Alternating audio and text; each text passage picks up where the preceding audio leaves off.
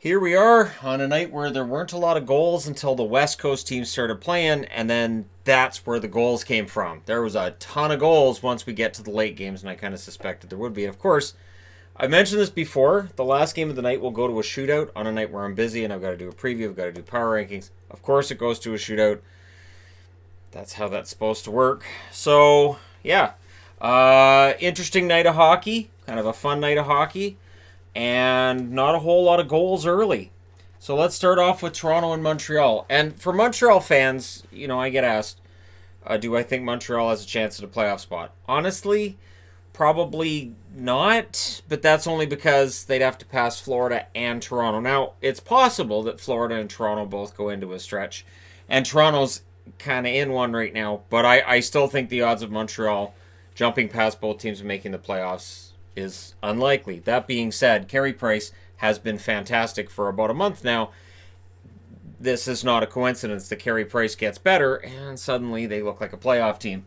So good chances for both teams early, evenly played.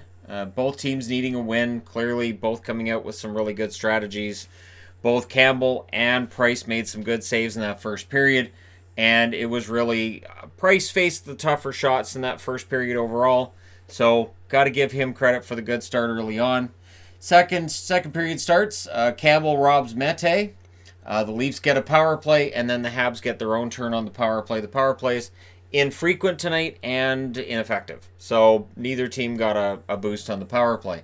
The shots were 10-3 for the Leafs at 13 minutes. And then it kind of turns a little bit as Gallagher gets a good chance.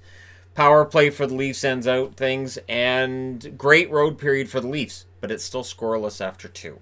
So third period, early in the third period, Tavares gets a goal from Kerfoot and Hyman at 106, and Toronto stopped playing. Not kidding.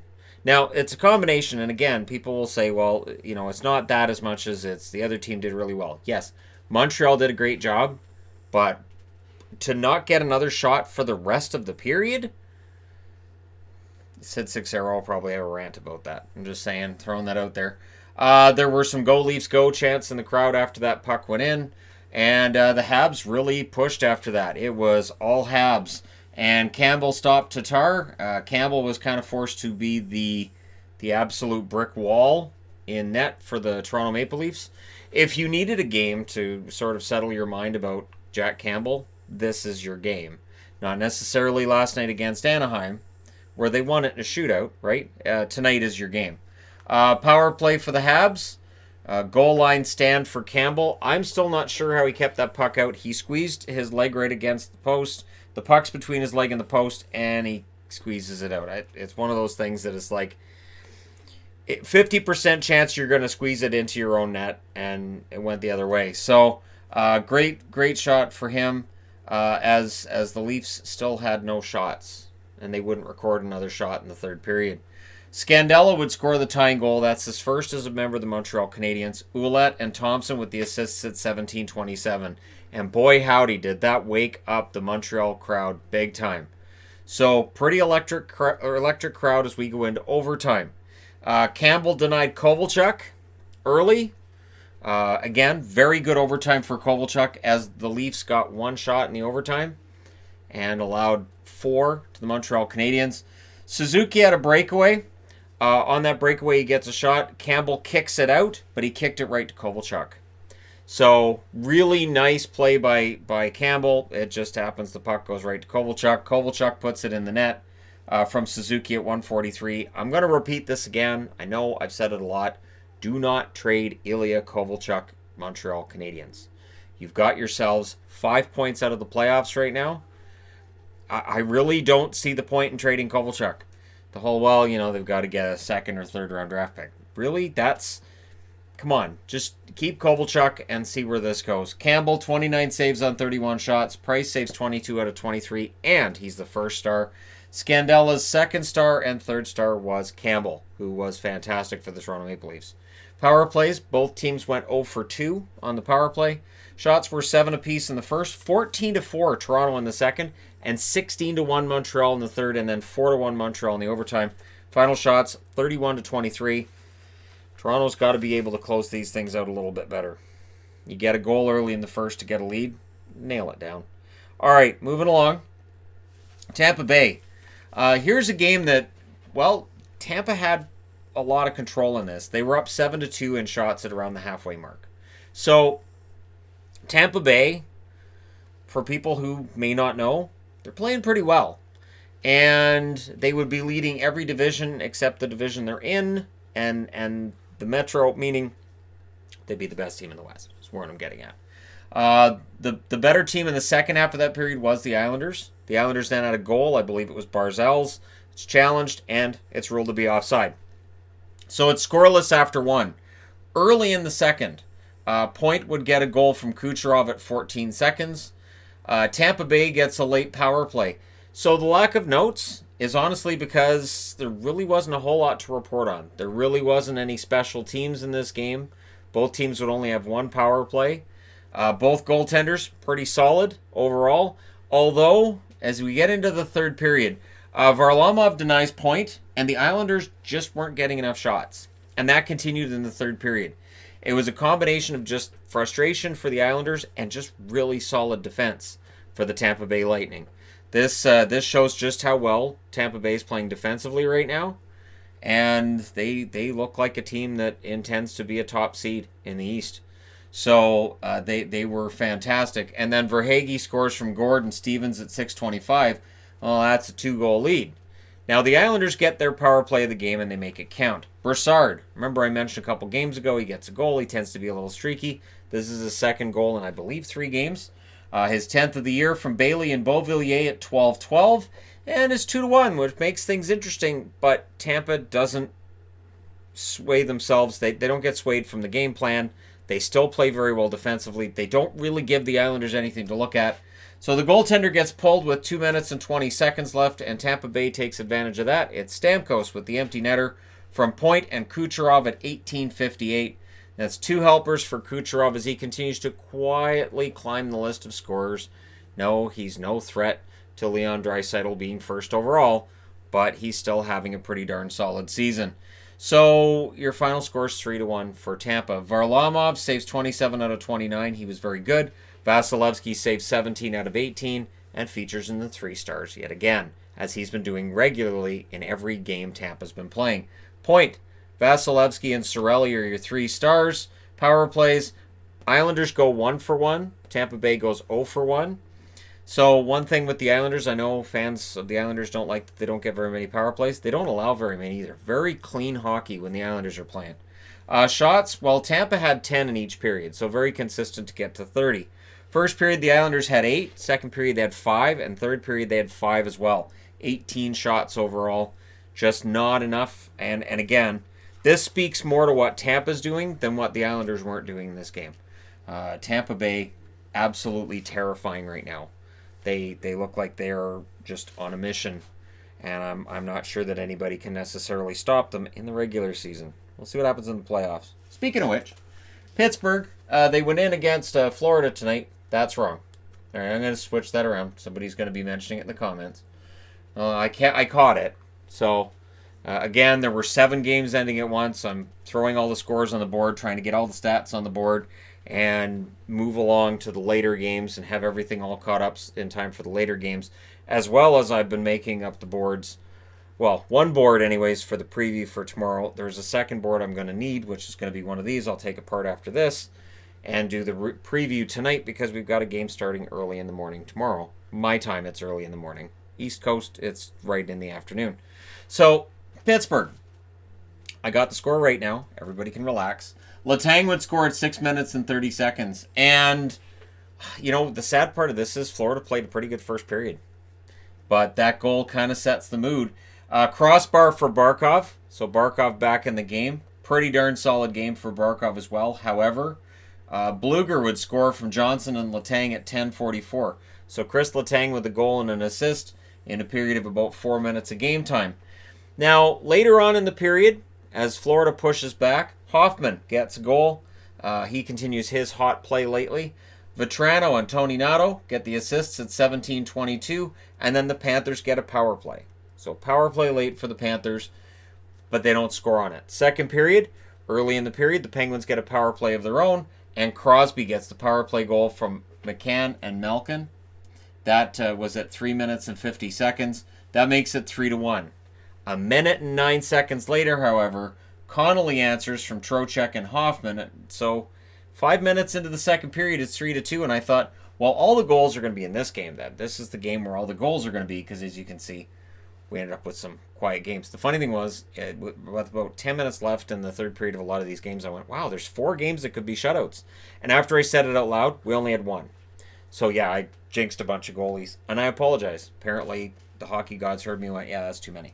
All right, so the Panthers got a power play late. They don't score on it. Third period, the Barkov line was getting a lot of ice in that third period and getting every chance they could to try to tie it, as Florida really took over. There was pressure by the Panthers around the halfway mark, but it's a fast-paced, few whistles, clean game, which favors Pittsburgh. They've got the lead, wind down the clock, just back and forth action, make sure they don't get any really good shots from right in front of Jarry, and you're set. Hoffman was stopped by Jarry later on. There's a timeout with 1 minute and 31 seconds left. Coming out of the timeout, Florida pulls their goaltender, and at the last second in this game, Dadonov had a really good chance that missed wide. So they very nearly tied it, but very nearly doesn't count. So your final score is 3-2. The scoring was all done in the first 25 minutes of the game, 24 minutes and 59 seconds actually, and then no scoring in the last 35 minutes and 1 second of the game. Jarry saves 33 out of 35. He was fantastic. Bobrovsky saved 19 out of 22. His numbers continue to be, again, people are going to talk about his contract, right? 3 stars are Crosby, Letang, and Hoffman. Power play, 1 for 1 for Pittsburgh, and 0 for 3 for Florida. As with this loss in regulation and with Toronto getting what they got, Florida now drops out of a playoff spot. So Toronto has that. Florida had a chance to get up there with them and pass them, and they were unable to do so. So somehow Toronto getting 1 point turned out to be a big benefit to them, but it does allow Montreal to get closer because of the fact that Florida falls out. So, yeah, the power plays, Pittsburgh 1 for 1, Florida 0 for 3. Shots favored Florida in every period, 10-8 in the first, 14-9 in the second, and 11-5 in the third. Final shots, 35-22 in favor of the Florida Panthers. But it's Pittsburgh. They find a way. LA went in against New Jersey tonight and did what LA does on the road. Now, the sad part is it kind of wastes a good start for Cal Peterson, right? Peterson comes out of tonight with decent numbers, but absolutely no sign of goal support. Now, the shots favored the Kings in that first period, which overall in the game, it did favor them overall. But again, Blackwood, pretty darn good goaltender right now. So here's the thing. I know there's Devils fans that get mad at me because I talk about Blackwood in terms of him being an average, decent goaltender. Now, he's on another really good run, and he does go on these runs. He went on it last year as well. Now, he may very well develop into a consistent top 10 netminder in the NHL. I don't see him being there yet. The potential is absolutely there. I do think they need to have a tandem. They need to have... Domingue's not the answer. Obviously, Corey Schneider's not the answer. Sen doesn't appear to be an answer at this stage either, so they really need somebody else in there. Both teams had 1 power play in the first period. We come out of the first with a scoreless tie. The shots were 5-2 Devils 5 minutes into that second period, and then Gusev would score from Severson at 5:38. The Devils get a power play. They would score on it. It is Coleman scoring from Simmons and Palmieri at 7:35. So the Kings, who've had penalty-killing problems at points this season, sometimes severe, tonight it cost them. And then at 10 minutes and 43 seconds, it's Jack Hughes. Remember him? We haven't talked about Jack Hughes in a while. He gets a goal from Green and Bratt. So 3-0 for the New Jersey Devils, who look pretty good over their last couple of games, right? The Kings get a power play. They don't score on. Third period, the Devils got a power play. No go on that one. But it's another great game for Blackwood. Really, in all honesty, the Kings poured 14 shots at him in that third period. He denied every single one of them. And he ends up getting his 5th career shutout, 37 saves for said shutout, as the New Jersey Devils beat the Kings 3-0. Peterson saves 31 out of 34 at the other end. Glad to see him back in the National Hockey League. Blackwood, Palmieri, and Coleman are your 3 stars. Power plays 0 for 3 for the Kings, 1 for 4 for the Devils. Shots 13-8 in the first in favor of the Kings, 14-10 Devils in the second, 14-12 Kings in the third. Final shots 37-34 in favor of the LA Kings. So New Jersey comes out with another win. Obviously, they're well out of a playoff spot and out of the idea that they could get one. But still, I'm always happy to see a team playing with some pride when they're already out of it and deciding they want to win some games. So there you go. That being said, I need to change boards. There was one team in the Eastern time zone games that scored goals. And if I'd said coming into tonight's action, in the game between Philly and Washington, somebody's going to destroy the other one, we rightfully would have said, well, it makes sense. Philly's not very good on the road so far this year. This is the kind of result that Philadelphia needs. This is the kind of game that if you're a Flyers fan, you can kind of hang your hat on. And if you're a Capitals fan, it's a one-off. So here's to thinking this can't be a trend. But with this result, the Capitals are now only 4 points ahead of Pittsburgh. Pittsburgh's hot on their heels. Washington needs to play better than this. This is bad. Couturier scores on the power play from Giroux and Voracek at 15:22. So no scoring until over 15 minutes into the game, which did not tell you how the rest of this game was going to go. Oshie would answer with a power play goal at 18:18 from Vrana and Backstrom. There you go, 1-1 tie after one. Everything's going the way that you could probably expect. It'll be a close game. Washington's at home. They should be able to win this. 2:45. Raffle scores from Aube-Kubel. Aube-Kubel suddenly making an argument. He belongs in the lineup full-time. Just throwing that out there. Couturier then got a goal from Voracek and Braun 14 seconds later, 2:59. Is it time to have the Holtby discussion yet? See, I've been making this argument for, a month now? That Braden Holtby he's not Braden Holtby anymore. The momentum was all Philadelphia at that point, and then Van Riemsdyk with a nice tip in front of the net from Niskanen and Pitlick at 4:30. It's 4-1. The Capitals call a timeout, and it didn't go well from there. However, the Caps would get a power play on an embellishment penalty. I thought it was weird. I thought it should have been offsetting. I'm like, wait a minute, that's embellishment? Oh, okay, but he got pushed down.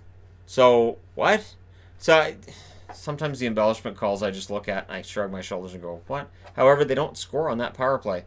So, for the Caps, who got the power play goal in the first, that's about as good as the game got for them. It's 4-1 after 2, and the announcers are left in complete shock. Well, don't pick up your jaw yet, because you're going to drop it again. Third period, Aube-Kubel scores at 2:58, so that's a goal and an assist for him. The Flyers get a power play. Konechny would score from Giroux at 5:47. Not on the power play, but still, Konechny from Giroux. The Flyers then get a power play, and it turns into a 5-on-3, as it's a complete full-on meltdown for the Washington Capitals. There was an unsportsmanlike conduct penalty against Tom Wilson. It is just a complete meltdown. Giroux gets a power play goal from Konechny at 8:02, as the meltdown continues. Leipzig and Aube-Kubel that had a fight. So Aube-Kubel, goal, assist, and fight. There is your Gordie Howe hat trick. I talked about it earlier today. There's your Gordie Howe hat trick. He belongs with the team. He's a Flyer. He got in a fight. So that made it 7-1. And then Kuznetsov scores from Oshie and Fehervary at 12:17. And that made it 7-2. And that's as close as it's going to get for the Capitals. 7 goals. That is so miserable a night at home.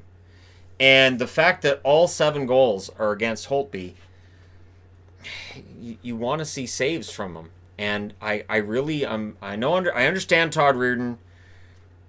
He's the starter. He got them to the Stanley Cup, and they won it in 2018. I get it, but Samsonov is the better goaltender. Elliott saves 25 out of 27. He quietly had a good game. Holtby saves 18 out of 25. Samsonov saved 1 shot after he went into the net. The only shot he faced. Couturier, Giroux, and Elliott are your 3 stars in this game. Power plays, Philly goes 2 for 5. The Capitals go 1 for 4. The shots favored the Caps in the first 11-9. They were 9 shots each in the second, and then 8-7 in favor of the Flyers in the third. 27-26 overall for the Caps. So that is 6 goals on 16 shots, right? Because there's 17 shots between the second and the third. Samsonov only faced 1. So that's 6 goals against on 16 shots on Holtby. And it can be frustrating.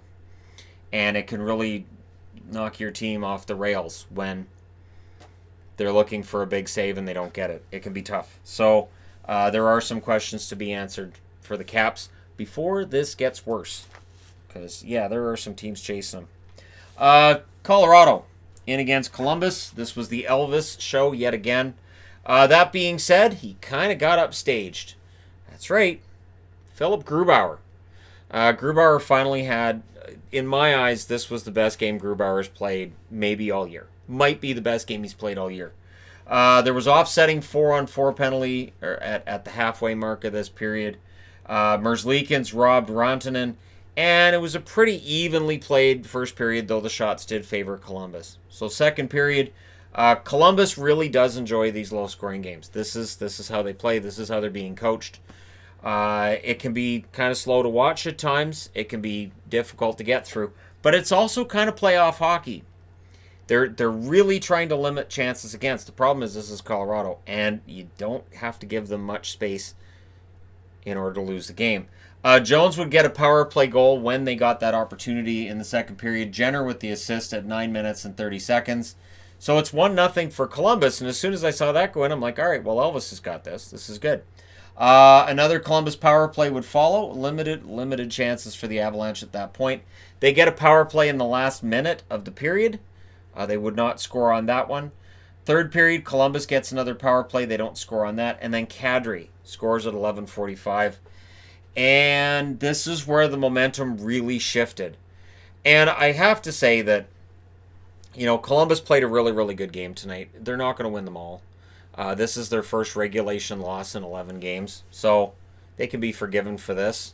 The Avs pushed it around the 14-minute mark. They would end up getting a second goal. McKinnon scores from Landeskog and Makar at 15:26. So Cale Makar with a point tonight. And, yeah, Columbus pulls the goalie with 1:50 seconds left. They also called the timeout with 57.1 seconds left. Unable to tie it. They did their best, but Grubauer was fantastic. Saved 31 out of 32. Merzlikins saved 20 out of 22 at the other end of the rink. So he still only allows 2 goals. McKinnon, Jones, and Grubauer are your 3 stars. Power plays, 0 for 2 for Colorado, 1 for 5 for Columbus. Shots favored Columbus in the first 9-6, favored Colorado in the second 10-7, and in the third 16-6 in favor of Columbus. But again, you just open that window a little bit, and Colorado will get those goals. Final shots 32-22 in favor of the Columbus Blue Jackets, and a very solid game played. This was a very good game, and again, it kind of felt like playoff hockey. Now, speaking of playoff hockey, Edmonton. They want to see playoff hockey this year. Edmonton's been kind of up and down. They've had an up and down week. And they were struggling to find their emotions after that big win over Calgary. I think they found them tonight. I think they did. I think they showed up in the third period. And so if you're an Oilers fan and you feel pretty good about things right now, it's probably pretty justified. Smith would score from Yossi and Johansson at 12:17. And the Predators had some last minute chances as well. Predators played a very good road game in that first period. They would come out of this game saying they probably deserved a better fate. That doesn't really matter. They still lost the game. Second period, another good game for Saros as he continues to put together some decent numbers. Now, again, he's pretty much lockstep with Rinne. So I expect Rinne in his next game to put up some good numbers as well because they both seem to have gotten better at the same time. Now, the Oilers pressured at about 16 minutes, and they probably deserved a better fate than the one provided when Bonino scores from Ham Hughes at 17:06, and that was after some really good pressure by the Oilers. So the puck goes the other way, and it ends up in the net. And I thought, it's 2-0 Nashville. Here we go again for the Oilers, right?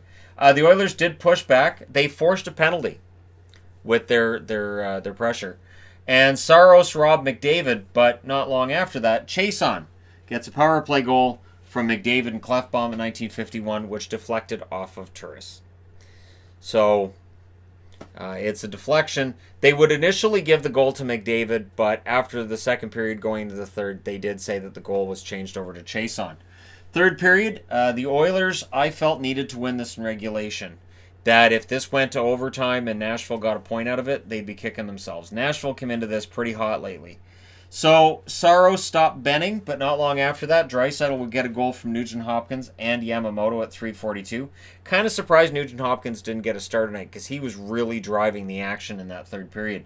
The Predators get a power play. They don't score. The Oilers get a power play shortly thereafter, and it is Draisaitl getting the power play goal from Nugent Hopkins and Clefbaum at 13:02, and it's suddenly 3-2 for the Oilers. And here's where it's really important.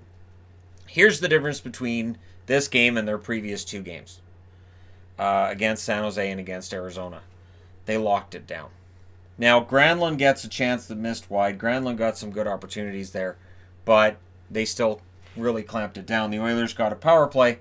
Nashville pulls the goaltender with 1 minute and 30 seconds left. There was a post by the Predators. The Oilers were kind of guilty of hanging on a little bit, but there was a timeout by Nashville at 37.9 seconds left, which also allowed Edmonton to get a break. And they held on. They win it 3-2. Saros saves 33 out of 36 in the loss. Mike Smith, 27 saves on 29 shots. I think he's the better goaltender of the two right now, which reminds me of Calgary last year at this time. Draisaitl, Smith, and McDavid are your 3 stars. So Mike Smith right there in the 3 stars. Power plays, 0 for 3 for Nashville, 2 for 4 for the Edmonton Oilers. Shots, 10-7 in favor of Nashville in the first, and then Edmonton takes over 16-9 in the second, 13-10 in the third. Final shots, 36-29 in favor of the Edmonton Oilers. The Oilers get the victory. Desperately needed, and they got it. All right, moving along. Dallas. This was unexpected. I'm going to be honest. This was unexpected, and if you're a St. Louis fan, well, there's reason to be concerned. And if you're not concerned, good on you. You're not nervous. You might be Jordan Binnington. But there is some reason to be concerned here. So the Blues get a power play, and then they got another. On that second power play, Parayko scores from Dunn and Thomas at 7:18. The Stars get a power play they don't score on. After that finishes, Parayko scores his second of the game from Perron at 10 minutes and 49 seconds. I like Colton Parayko. I do.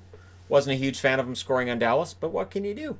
So the Stars, they get a late power play, and they score on it. It's Jamie Benn scoring from Janmark at 17:48. So Ben continues his really solid play lately.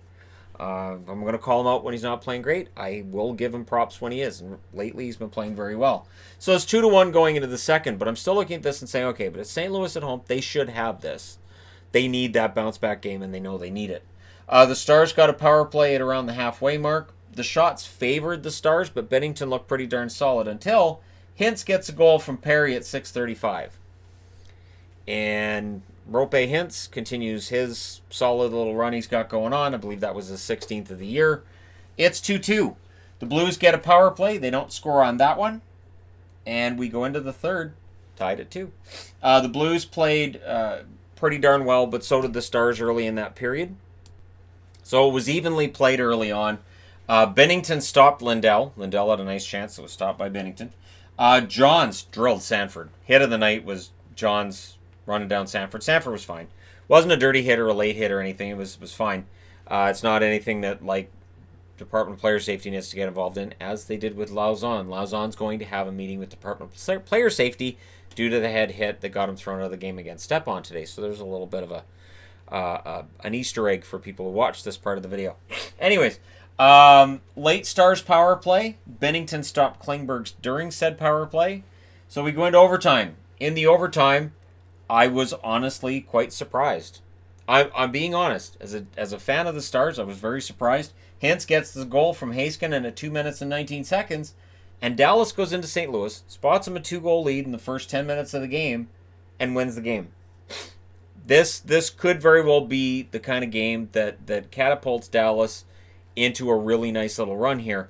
And the bad news for St. Louis is that their lead in the division has become tenuous. We will get into that on the next board. Their lead in the division is becoming a tenuous one, and they really need to turn it around soon here. Hudobin, 23 saves on 25 shots, which is equally surprising. He's had problems with goal support from Dallas, and tonight they gave him 3. Binnington saved 31 out of 34. Your 3 stars, Hintz, Parayko, and Hudobin. who after allowing 2 goals in the first 10 minutes and 49 seconds said, no more, nothing passes. Power plays, 1 for 4 for the Dallas Stars, 1 for 3 for St. Louis. Dallas's power play continues to improve, which is a big part of the reason that they're where they are right now. Shots 14-10 Dallas in the first, 8 apiece in the second, 10-6 in the third in favor of the Dallas Stars, and then 2-1 Dallas in the overtime. They deserve the win, and they outshot them 34-25. So, very good game for Dallas, and a frustrating loss for the St. Louis Blues. That being said, I need to change boards. Just the 2 games on this board. Keep in mind that if you're looking for the early games from today, I already did a video on them, and hit like and subscribe if you're just, ending upon this video and going, well, why didn't I know? Well, be a subscriber, and then you'll know when those videos get uploaded. At least you should. The notifications should go out. Anyways, or it's just on your subscription page. That's what I always do. I just go to my subscription page on YouTube. So, Calgary committed tonight needing a win. And Vancouver came into tonight having lost their last 2 in regulation. But they'd won 9 in a row at home. Now, this is the first game at home after a long road trip. So there will be Canuck fans who will say, it's the first game at home after a long road trip. You can lay an egg at home after that. That happens regularly. And it does. It seems to be the case with Vancouver often. This doesn't make it any easier, though. Early, first shot of the game, Tanner Pearson scores from Hughes and Horvat at 34 seconds. And that felt important because Riddick needed a bounce-back game, right? The Flames had to win this game. They were in danger of falling out of the playoffs with a loss. They came into this game already below the playoff line. So if they lost, that was it for them, right? Well, Ryan would score from Lucic and Dubé at 4 minutes and 20 seconds. And was this one of the best games Lucic has played this year? Because he was really prominent and in a good way. So it might be one of the best games he's played this year. The other parts we'll get to. There was something I want to talk about once we get to the third period, because it was something they talked about during the second and between the second and the third, and they had a bunch of replays, and it drove me nuts. The momentum was in the Flames' favor as Hamonic almost made it 2-1. Hamonic would get hurt during this game. We'll see if he ends up missing any time, but that would be tough for the Flames to lose another defenseman. Besser had a good shot that was stopped. Besser's frustration is getting pretty notable. Tkachuk would then score from Goudreau and Backlund at 12:08. I know people don't like Tkachuk. The only thing I don't like about Tkachuk is the way he's chewing on his mouth guard all the time. It's just the corner. He's always got the corner and the whole mouth guards. It's gross. It's kind of gross. The Canucks got a power play. It sucks. The power plays, and it's tough because their power play is like 8th in the league. But over the last few weeks, it's been awful. And it's really started to hurt them. It wasn't hurting them during that winning streak, but it started to. And that's kind of how this works. The Canucks get another power play, but it sucks. And then there was an assist to the end boards here, where the Flames went to clear it, and it took a weird bounce off the boards, goes straight to Gaudette, and Gaudette puts it in at 18-13. So again, it's 2-2 after one, and you feel like, there's some good fortune, some good bounces going for the Canucks. They've got a shot at this. Second period, Dubé scores from Derek Ryan at 2:51. And it felt kind of like at that point, the wind went out of the sails of the Canucks. That the game really turned in favor of the Flames. Now, I'm not going to say that the Flames didn't deserve it and that it was just the Canucks sagging. The Flames played very well tonight. They were hitting the Canucks a lot. And again, we'll talk about that when we get into the third. The Canucks were hemmed in around the 6-minute mark after Tkachuk almost scored again. Backlund and Tkachuk were actually robbed at that point. There was a scrum at the Canucks net after as Tkachuk tried to put the puck through. I think it was Backlund tried to put the puck through Markstrom, and Markstrom decided he had enough of that crap and dove at him. No penalties out of that, though. And these teams were getting scrappy. This was getting kind of ugly at that point. Markstrom then robbed Johnny Gaudreau, and there was another close call for Besser in the last minute of the second period. So third period, and again, in between the second and the third, they're talking about how Pettersson doesn't look like he's 100%. The Flames are targeting Pettersson, and they had a whole lineup of things being done to Pettersson in this game. And with Brian Burke sitting right there, they mentioned, this feels like when Daniel and Henrik Sedin were playing for the Canucks, and they were taking constant physical punishment. And it does. It feels that way. And there was absolutely no pushback by the Canucks at all. These were cross-checks and interferences and all of these things to diminish Pettersson further, who clearly is hurt. He shouldn't have been in the game tonight. I'm coming right out and saying I don't know why he was cleared to play tonight. He wasn't ready to go. You're better off having Zach McEwen switching around your lineup and give Pettersson the night off to get healthy because he was not 100%. And the Flames were just keying on him at every turn. And there wasn't any pushback. Last game, Virtanen stands up for Roussel, which is okay, I guess. I don't know that Roussel needs somebody to stand up for him. And there was no sign of any pushback here. Power play then for the Flames, and it was a penalty call on Pettersson. Pettersson takes the penalty there. So, again, he was not 100%. Lucic would score with 1 second left in that power play from Backlund and Dubé at 6:48. And it's 4-2. Game's done at that point. Now the Canucks got a power play. It was a really quiet crowd. And it kind of feels like the Canucks are getting into a bit of a tailspin here. I understand they're still first in the division, and I don't want to be an alarmist, but this really feels like it's a tailspin. And if they were in the East, they'd be below the playoff line. So there's some comparison to be made there, right? Quiet crowd. Gets quieter as Monahan scores from Gaudreau and Lindholm at 16:01, and then they pulled the goalie. You're down 5-2. You're not going to score 3. Don't pull the goalie. So of course, Toby Reeder, go Toby, gets a goal from Hanifin at 17:49. I will always cheer for a Toby Reeder goal, absolutely. So yeah, the Flames, they win this one 6-2. 6. Riddick saves 25 out of 27. He had an excellent bounce-back game. Markstrom saved 26 out of 31. I don't put this on Markstrom. I think Markstrom played just fine. The defense in front of him, the turnovers, just the sloppy play by the Canucks was alarming. Dubé, Gaudreau, and Backlund are your 3 stars. Shots were 12-9, Vancouver in the first, and then Calgary takes over. 12-7 in the second, 11-8 in the third. Final shots 32-27 in favor of the Flames. Power plays 1-for-1 for Calgary. 0-for-3 for Vancouver. They have got to get that power play working. They pass it around too much. They need to just shoot. They need to just shoot the puck. They're not the only team struggling with that, trying to get too pretty on the power play, but yeah. All right, moving along. Lordy. You know, when the last game of the night goes to a shootout, I think, you know, how many subscribers are thinking, Shannon's probably frustrated right now because he wants to do the review and this one's in a shootout. Yep. And I have to say, though, this may have been the best game of the night for all of the wrong reasons if you're a coach. The shots are 5-1 Vegas at 5 minutes, although they took one of those shots off the board later on, so I guess it was 4-1 Vegas at 5 minutes, which makes me a liar, I guess. There was a crossbar for Shea Theodore, and the shots evened up at 9 minutes. Good start for Reimer, who they talked about coming into this game that Reimer has some of the best stats over the last couple of months.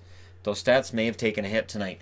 Pacioretty would score from Theodore and Holden at 13:26, and then 1 minute and 9 seconds later, Merrill scores from Carrier and Schmidt. Vegas in complete and total control. Absolutely devastating. And then, in the last minute, Teravainen scores from Aho and Svechnikov at 19:31 to make it 2-1. And this is what Carolina did tonight. They never really let it get too far out of control. And they managed to claw their way back. So some gutsy performances by members of the Carolina Hurricanes. Second period, Shea Theodore scores from Smith and Stastny at 59 seconds. Theodore had a very good game. That's worthy of note in all of this. And the Canes got a power play. They wouldn't score. Fleury denied Aho. Aho had a very good chance there. Edmondson then broke up a 3-on-1. Pretty strong 3-on-1, and Edmondson broke it up. And then it was almost 4-1 at the 15-minute mark. Chandler Stevenson had an excellent opportunity, and it just misses.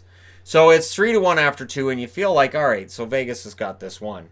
I had already started updating the power rankings, assuming they were going to win. I would have to change that. Aho would score from Teravainen and Gardner at 1 minute and 19 seconds. The Canes then got a 4-minute power play on a double minor for high sticking. You got to watch that. You have to watch that you don't do what these guys did, which is something that's easy to do, I guess, with a 4-minute, that you overthink it or something. Or the team that takes the 4-minute penalty gets mad. Stevenson scores shorthanded on a breakaway at 2 minutes and 17 seconds. So that made it 4-2. And at that point, the momentum's back on Vegas' side, and it feels like, okay, so this is done. But during that 4-minute power play, Howla would score from Gardner at 4 minutes and 16 seconds. Vegas then got a power play, and they wouldn't score on that. However, Fleury had a goal, Hayden Fleury, Keep in mind, Hayden Fleury scoring on Marc-Andre Fleury, but it was waved off for goalie interference. So that was a very interesting call. And then they challenge it. Now, what's interesting about this, too, is that Rod Brind'Amour is challenging it, even though the referee was right there and saw the play in real time and waved it off. The challenge is successful. The goal counts. McGinn and Edmondson with the assists on that at 10:48. And that was a huge swing in momentum. There were a lot of Carolina fans that appeared in attendance. Weird, right? And yet, there was a lot of Canes jerseys in that crowd. Power play for the Canes. Fleury denied Williams. However, on the power play, Netchus would score from Gardner and Howla at 13:58. At some point in the third period, Williams is allowed to just kind of sit a little bit. He didn't play a whole lot in that last half of that third period. I don't know if that's a strategy of Rod Brind'Amour's looking ahead, but it worked. However, Eakin would score from Tuck and Schmidt at 16:07 when Reimer completely screwed up. Puck's coming in. He's just got to play. He missed it altogether. He didn't touch it. And so he can wrap around and it's in the net. And it was a screw up by Reimer. And that ties it up. Vegas then got a power play in the last minute. So I was looking at this and going, wow, so Reimer's going to screw it up and they're going to lose it in overtime. Well, they go to overtime. There was a post for Svechnikov. Both teams had excellent opportunities in that overtime. And both goaltenders robbed their respective opponents. And I thought Reimer kind of redeemed himself in the overtime considering that gaffe that led to the tying goal. So he played very well. Then we go to a shootout. Vegas' shooters wouldn't get a goal. And Svechnikov and Williams gets the nail in the coffin. So Justin Williams, again, with the shootout winner. I believe that's the third that he has had so far this year in 3 opportunities. And Carolina continues to be excellent in shootouts. They win this one 6-5. Nice gutsy win on the road. Reimer, 33 saves on 38 shots. Fleury, 29 saves on 34 shots. 3 stars. Aho, Williams, and Theodore. Your shots, 13-7 Vegas in the first, 13-9 Carolina in the second. Both teams had 12 shots in the third, 4-2 in the overtime for Vegas. Final shots, 38-34. So how did this affect the playoff picture? Glad you asked. Boston still first in the East and first in the National Hockey League with 80 points. Yes, they're number 1. Tampa Bay, 75 points. The Toronto Maple Leafs, 66. So they're pretty far back. The Capitals, 77 points. They're first. Pittsburgh is now within 4 points of them with 73. And the Columbus Blue Jackets have 69. They missed out on an opportunity to get within 6 points of the Capitals. The Islanders, 68 points with the loss tonight. Carolina with the victory. They get 67 points. They stay above the playoff line as Philadelphia drops below it with 67 points. The Florida Panthers, they're at 64, so they're 2 points behind Toronto. Montreal, 61 points. They are 5 behind Toronto, 6 behind Carolina.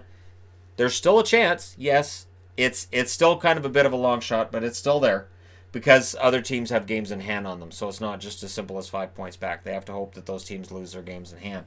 The Rangers, 56 points. They're 11 points out. The Sabres are also 11 points out. New Jersey, 17 points out. Ottawa, 20 points out. And Detroit, 37 points out of the playoffs. In the West, St. Louis is the best in the West with 73. Noteworthy, they would be the 4th best team in the East. So the East is much stronger than the West. We know this. 73 points. Colorado with 68. They're within 5 points. Dallas with the win. They're pulled within 6 points of the St. Louis Blues. So that division's tightening up. Vancouver's still number 1 with 65 points, but there's no room for error now. 64 points for the Oilers. 64 points for Vegas. 62 for Calgary, so there's 3 points separating first from fourth. Winnipeg with 61 points has the edge on Arizona. The Coyotes are below the playoff line right now at 61 points. Nashville, 59. They missed out on an opportunity to jump into that second wildcard spot tonight.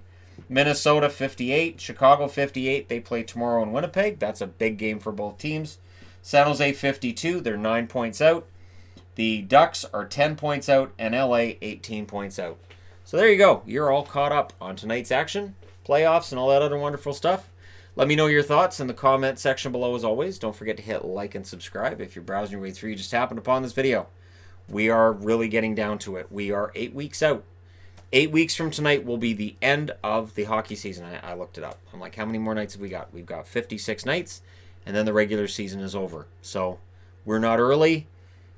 And all of these games are vitally important. Thank you guys so much for all your support. Hit like and subscribe if you're browsing your way through. You just happened upon this video. I will talk to you again very soon with the Power Rankings.